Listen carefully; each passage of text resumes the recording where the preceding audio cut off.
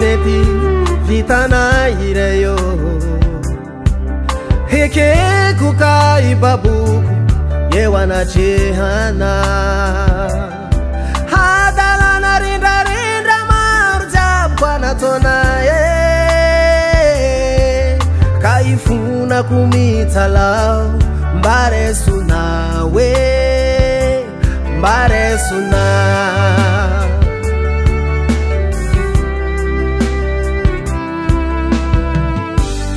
maro zay tsy mety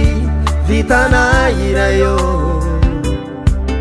hekeko ka ibaboko eo anatrehana hadalana rindrarindra maro jiaby anataona ka ifonako mitsalao mba raisona hoe mba raisona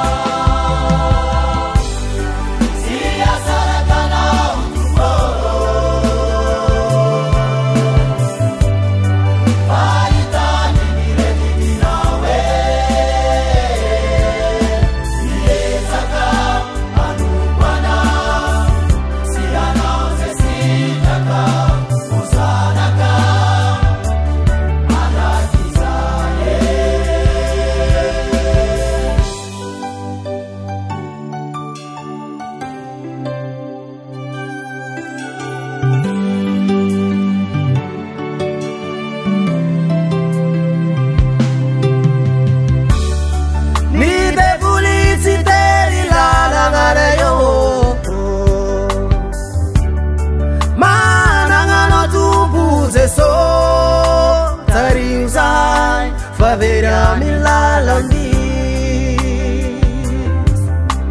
ampiuzahay haitane ni paradis